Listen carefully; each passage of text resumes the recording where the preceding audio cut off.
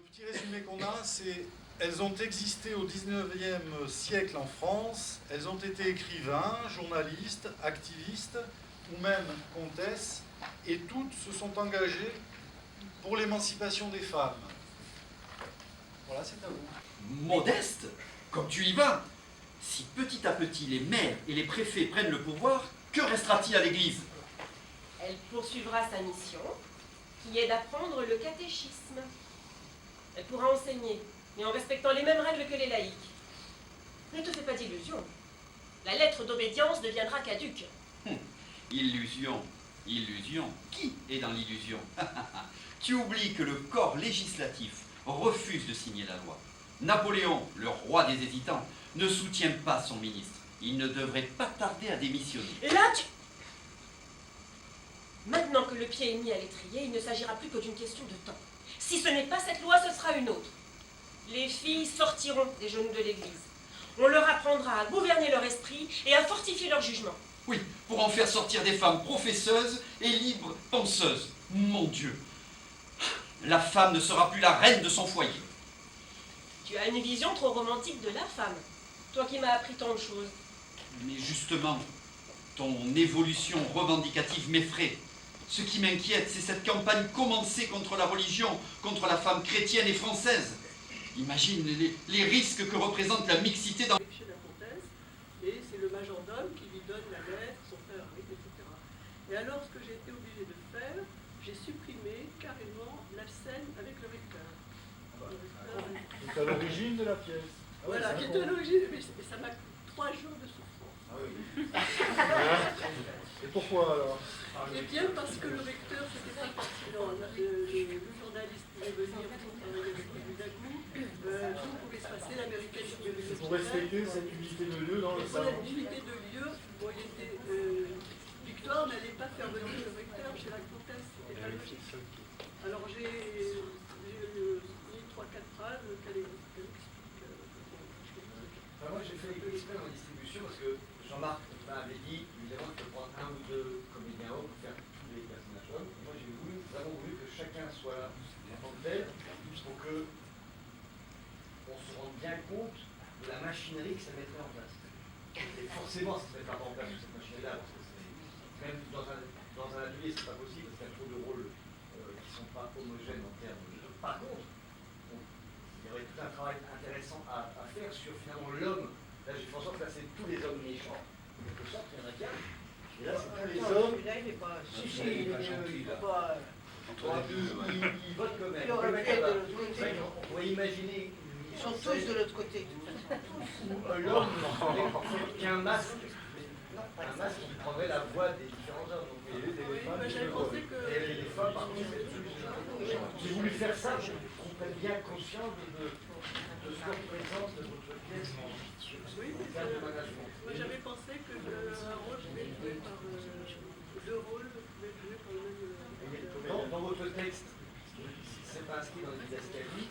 Après, vous laissez le choix, vous pouvez très mettre dans les didascalies. Je veux que tous les rôles soient joués par un comédien, un point ou deux. Une fois que vous laissez la porte ouverte, c'est intéressant pour les metteurs en scène. Ça permet de. Voilà, mais c'est. L'aventure Théâtre Compagnie a les moyens, donc ils peuvent utiliser comme ça largement. Si vous voulez monter la pièce avec ces idées-là, je suis d'accord. Gilbert qui voulait intervenir ou poser une question? Moi, j'ai envie de reposer la question de Jean-Marc. Pourquoi choisissez-vous le théâtre? Non, mais moi, je me suis régalé. Hein. Je ne dis pas qu'il ne fallait pas le choisir. Mais il y a un mais quand même. Là, à la lecture, le théâtre me manque un peu. C'est-à-dire que je sais pas, j'aimerais que l'héroïne soit, je sais pas, elle soit accro du chocolat, ou je sais pas, enfin, qui est du corps. La sensualité, le reproche que l'on vous fait, c'est pas un reproche sur la sensualité, c'est un reproche sur le corps. Oui, je trouve que c'est trop souvent dans l'idée et pas assez dans le corps des acteurs. Mais aux metteurs en scène, aux comédiens d'incarner. Hein. Je ne dis pas que c'est pas faisable, mais c'est à incarner. Tel que c'est là, c'est passionnant pour l'histoire du féminisme, de cette jeune, enfin, avec cette unité du thème. Il faudra sûrement pas enlever la rencontre avec le recteur, c'est la plus belle scène. Hein. Enfin, moi, Oui, mais alors je ne peux plus avoir l'unité de lieu. Mais non, mais vous... Mais alors, deuxième, Jean-Marc, encore un mot. Mais on s'en tape depuis. Enfin, est-ce que vous avez entendu parler de Bertolt Brecht, de la succession des tableaux? Luc peut très bien, comme chez Brecht, être le lecteur de didascalie, présent, lisant les enchaînements. Chez Brecht, c'est un conteur, mais c'est le même. Hein. La pauvre Groucha partie toute seule avec son enfant sur les bras à travers les steppes de l'Europe. Mais c'est la même chose. Mais enfin, il y a 100 ans, enfin un peu moins là, mais il y a que le théâtre fonctionne comme ça par tableau. L'unité de temps, on n'est plus au XVIIe siècle, là, je ne sais pas si... Non, mais on peut très bien construire. Tout le théâtre contemporain se construit comme ça par tableau. Enfin, Moi, je suis d'accord avec toi. voilà, je vois aucun problème, sauf l'incarnation. Moi, j'ai un problème d'incarnation. Simplement, mais pour moi, c'était pas un problème. C'était juste que je m'amusais à noter ce paragraphe. D'accord. Alors, de là à supprimer la scène avec le recteur, le tableau avec le recteur, c'est une erreur monumentale. J'ajouterais Et n'écoutez pas ces gens-là, écoutez-lui. Pour compléter, voilà. Pour compléter, peut-être que d'expérience, on va dire, de la scène théâtrale, la scène, etc. C'est ma première pièce. Voilà, il y a une chose qui est sûre, c'est que si tu écoutes la vie d'un metteur en scène, la vie d'un comédien, la vie d'un ami, la vie à la fin, la pièce, elle est démontée. C'est à toi de savoir ce qui est important d'y mettre, et après, c'est au metteur en scène de se démerder à, si le texte lui convient, à placer tout en gardant le reste, pourquoi pas, et il a amené une solution, il y en a peut-être d'autres, etc. Mais en tout cas, c'est vrai pour tous les auteurs, il faut savoir dès le départ ce qu'on veut qui est dans la pièce, parce que si tu écoutes tous les avis, en sortant d'une lecture, en sortant d'une représentation, etc., à la fin, il reste que le titre. Et encore, parfois, on peut te reprocher le titre. Il ne reste plus rien. Est-ce qu'il y a d'autres réactions J'ai deux versions. Ils étaient tous très bien. Voilà, il y a une remarque. Ils étaient tous très bien. Ah oui, c'est ça. Il fallait qu'on soit... Ah oui. C'est très agréable.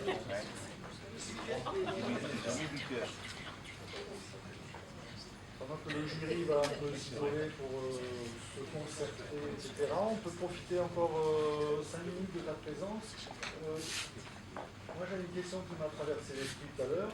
Elle est peut-être allée par là. Tu l'as pas, toi? Tu l'as pas vue? Ah! Est-ce que depuis cette expérience, tu as fait lire ou montré quelque chose, au moins à un metteur en scène? Tu as un retour. Est-ce qu'il y a des suites envisagées ou possibles? Eh ben, c'est-à-dire que j'ai pas mis de troupe de théâtre, de personne pour un metteur en scène qui pourrait éventuellement pour la journée de la femme, il trouvait que ce serait une bonne idée de monter cette pièce pour la journée de la femme. Mais bon, pour le moment, il n'y a rien de concret. D'accord, mais disons que tu as montré à quelqu'un qui t'a dit ça c'est une belle idée. D'ailleurs, ça fait que j'ai deux versions, j'ai cette version-là et l'autre, que j'ai rajouté une petite scène de folie à la fin du premier acte, et puis aussi une scène de séduction avec Beau et puis entre Beau et Sophie. Voilà.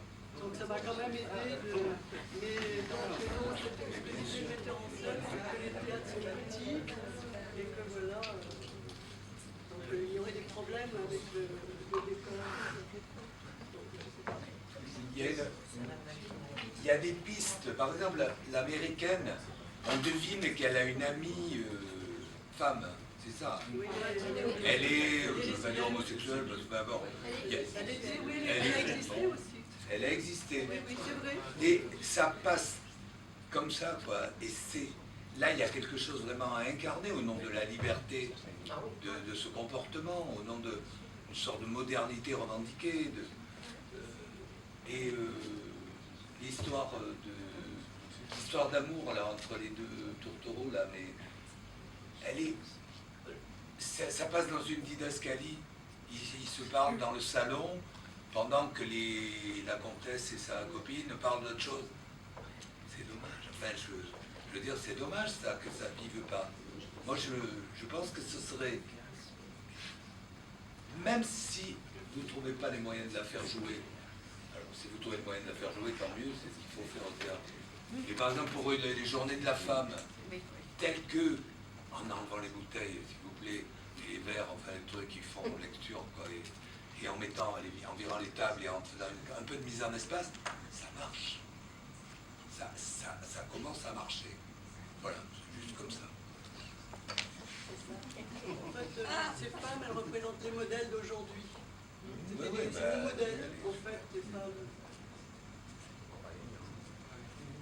Mais C'est pour ça que j'ai pour fait revenir au but de ces rencontres, qui est de mettre les auteurs en avant pour un passage sur scène, cette pièce-là, dans son originalité un peu difficile de premier abord, peut, pour un metteur en scène un peu aventurier, permettre un exercice de style très très intéressant et riche, justement, en cassant tous les codes de la représentation classique auxquels on ne peut pas se confronter avec tout ce qu'il y a là. Donc, ça peut faire quelque chose de vraiment tout à fait intéressant. Il faut que vous trouviez le metteur en scène à qui ce texte parle et qui a envie de le faire un peu exploser. Et là, ça peut être vraiment riche. En plus, comme le grand problème des textes que vous avez des publics, avec ce texte-là, vous avez un public dans plein de réunions, conférences, débats, qui serait ravi d'entendre un texte d'une heure mis en espace, qu'on appelle une lecture mise en espace, qui peut-être correspondrait le mieux. C'est pas un travail immense. Et comment je vais le trouver Ah bah ça, je connais personne. Là, vous êtes là, le texte commence à être lu, il commence à être entendu, il y a des gens qui peuvent... Tout ça peut... Il faut croire à la destinée des textes que vous produisez. Et puis il faut... Là, déjà, vous avez parlé de quelqu'un qui serait intéressé pour la journée de l'infirmier, c'est très énorme. Après, des gens... Il n'a pas de trou, il n'a pas de Ça sert à ça, c'est de faire mûrir peut-être des projets. Il y a 35 personnes dans la salle, il y en a 12 sur scène. Peut-être qu'il y en a un qui, à la sortie, vous dire j'ai des choses qui ne sont pas trop lourdes pour tel événement, je peux le mettre en place. Oui, il peut retravailler le... C'est ça les rencontres. Ne croyez pas non plus que vous ne savez rien. Je suppose que vous savez tout. Comme tout public, vous savez tout de ce qui peut être fait sur cette pièce. Oui, bien sûr. Et alors faites-le parce que, effectivement, si c'est pour la journée de la femme, vous n'êtes pas obligé d'adopter la forme théâtrale conventionnelle, enfin habituelle, scène, salle, etc. L'idée de Luc, là, tout à l'heure, moi j'ai adoré là, ton idée du personnage masculin unique, cette espèce de voix qui est toujours comme un harcèlement, comme un refus, comme... voilà. C'est le père Hugo qui gueule devant les sénateurs, vous êtes un corps paralysé, la moitié de la nation, les femmes donc, n'est pas représentée dans votre Sénat. Parce qu'il y a des gens qui ont gueulé quand même avec les femmes, là. Et ce personnage-là... oui, non, mais c'est tout. Donc, c'est la version réécrite en fonction du lieu de la salle du public. Parce que toute pièce se pense aussi dans un lieu et pour quelqu'un. On pense une pièce pour un public, ben, il me semble. Ben oui. Donc il y a peut-être cette version, la version militante, enfin je ne sais pas comment vous allez l'appeler, et puis il y a la version plus... Je pense que ce texte a les avantages de ses inconvénients. Parce que si on le sort du cadre théâtral normal, où il n'a pas sa place, il va poser des problèmes, on peut le mettre de côté, mais si on dit, bah justement, c'est un peu un ovni, comme tu disais tout à l'heure, je ne sais plus à quel occasion, c'est un ovni qui peut devenir riche parce qu'il va trouver une place qui n'existe pas trop. Donc ça va devenir sa force. Mais il faut peut-être aller encore plus loin dans...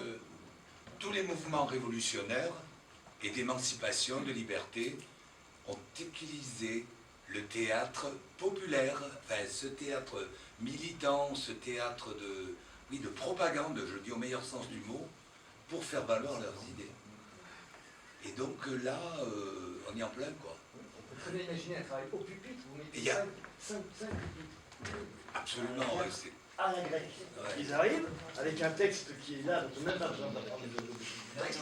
Vous avez l'équipe, vous avez le noyau des femmes, vous avez l'homme, les hommes en général sous corps passif, un travail au pupitre avec des pages qui se tournent et on tac, et puis là on crée une distance entre les deux. Puis il y a ce fameux D'Anvers qui de temps en temps va essayer de... C'est pas compliqué. Non, parce que le texte il est fort en lui-même. Si on casse le décor, il ne faut pas de décor. Ça va être un poète-poète. Il ne faut mettre pas de costume, parce que c'est une lutte éternelle. Dans les endroits, on ne change rien, peut-être qu'on porte plus le truc parce qu'on avait le vent. Si on va dans ce sens-là, votre texte peut très bien vivre et il peut même être vu, lu et entendu beaucoup plus que d'autres pièces qui reposeraient sur des acquis. À la radio, oui, pas oui, ce que je disais. À la radio. France Culture remis en place. Ça marche, ça. Voilà. Bah, moi, ce qui est important pour moi, c'est que ces personnes vivent et qu'on les connaisse. Parce que moi, je ne connaissais pas Juliette Adam avant. Oui, il faut trouver la bonne forme. Si vous avez quelque chose de théâtral, il faut trouver la forme qui permet que ça soit entendu. Et ça, c'est vous, votre métier, c'était de faire un texte très bien. Maintenant, il faut trouver, il faut la bonne rencontre, il faut votre Stanislavski qui fasse qu'il ait envie de le faire entendre par des artifices de forme qu'on connaît tous, chacun avec sa propre sensibilité, qui portent ce texte, qui a quelque chose à faire entendre. Il faut le faire entendre d'une manière. Je termine en remerciant encore une fois Luc Giner, qui est un ancien lauréat et qui est fidèle tous les ans, qui vient, qui nous fait toujours des nouvelles lectures. Merci encore. Lionel, parce que du coup, en faisant court, tu as dit des choses que je dis d'habitude, mais je n'ai pas dit cette année. Hier, j'ai dit, le concours, on s'en fout, nous, le lauréat, en tant qu'organisateur, on s'en fout.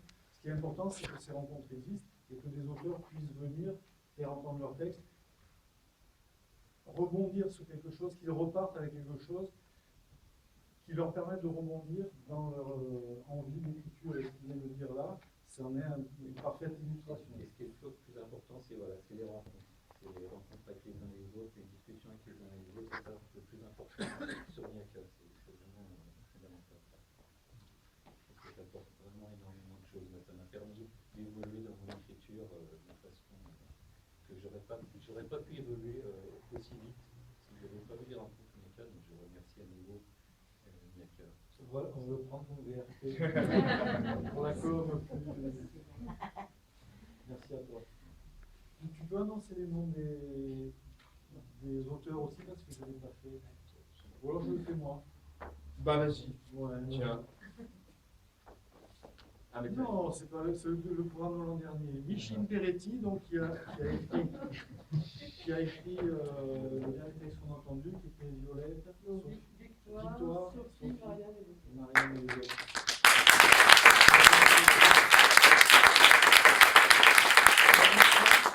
On a vu la lecture de la pièce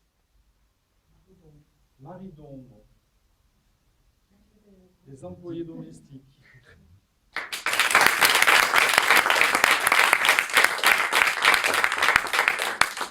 On avait lu la pièce de Pierre Taubler, Les Amants de Masuel.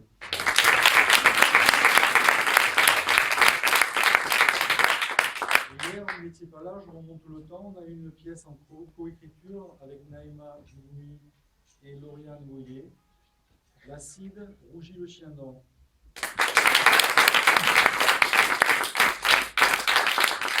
Et la première pièce en lecture hier, c'était celle de Damien Sorel, dont tu vas dire le titre, Athénaïs. Athénaïs.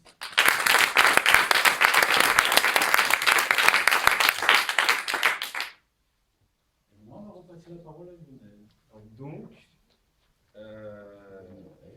lauréat 2013 Niaka, les employés domestiques de Marie d'ombre.